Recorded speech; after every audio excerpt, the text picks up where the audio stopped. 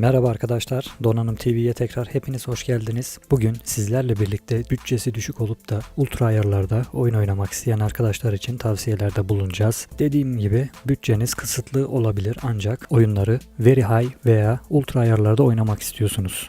Evet, bunun bir çaresi var. 1080p ultra ayarlarda oyun oynamak için şu anda alabileceğiniz Nvidia kanadındaki kart GTX 1060 6 GB ya da 3 GB olarak tercih edebilirsiniz. Ancak onun da kripto madenciler, bellek fiyatları ve üzerine gelen dolar kurunun artışının etkisiyle şu anki fiyatının ne olduğunu hepimiz çok iyi biliyoruz. 3 GB'lık modeli en az bir 1600-1700 TL iken 6 GB'lık GTX 1060'ın fiyatı ise 2200-2300 lira kadar çıkmış durumda arkadaşlar. Hal böyle olunca düşük bütçeden bahsetmek komik kalmakta. Peki 800 TL ya da 900 TL gibi bir bedel ödeyerek nasıl bütün oyunları ultra ayarlarda oynayabilirsiniz 1080p çözünürlükte? Belki içinizde tahmin edenler olmuştur bile. Eski bir efsaneden bahsedeceğiz şimdi. GTX 970'den bahsedeceğim arkadaşlar. Benim de uzun bir süre kullandığım bir kart olan GTX 970'in aslında halen hayatta olduğunun bir örneğini göreceksiniz videoyu izlerken zaten. Gidip de GTX 1060 6 GB alabilirsiniz. Tabi bunun yanında GTX 970'de alabilirsiniz arkadaşlar. İkinci el olarak 3 yıldan fazla oldu tabii ki GTX 970 piyasaya çıkalı diyebilirsiniz.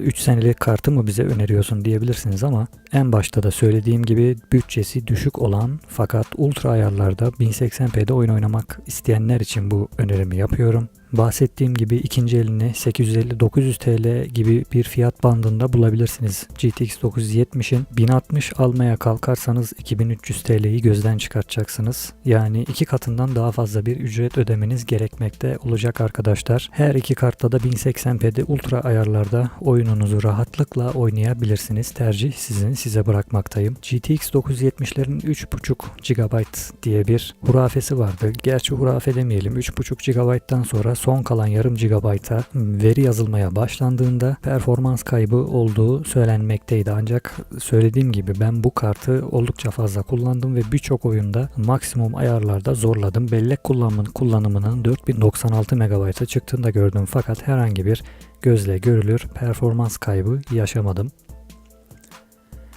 Bu yüzden GTX 970'i tercih edebilirsiniz. Muhtemelen garantisi olmayan kartlar ikinci el olarak önünüze gelecektir. Bunları çok iyi test ederek alabilirsiniz ya da son 1-2 aylık garantisi kalmış olan kartları bulabilirseniz onları da alır. 1 ya da 2 ay kendiniz dener, herhangi bir problemle karşılaşırsanız kartı garantiye gönderme imkanınız da olmuş olur. Tabii GTX 970'e bir alternatif de GTX 1050 Ti'dir. Ancak bu kartla GTX 1050 Ti ile bahsettiğimiz gibi arkadaşlar 1080p'de oyununuzu oynayabilirsiniz fakat bütün oyunlarda ultra ayarları açamazsınız. 1080p'de medium ya da high arasında bir ayar seçeneği yaparsanız 1050 Ti ile oyununuzu oynayabilirsiniz. Ancak buna rağmen de şu anda 1050 Ti'ların mesela MSI Gaming X 1050 Ti'nin fiyatı 1350 TL'ye kadar çıkmış durumda. Fakat GTX 970'i tercih ederseniz yine 350-400 belki 450 TL gibi bir para cebinizde kalmış olacaktır. Benim size tavsiyem,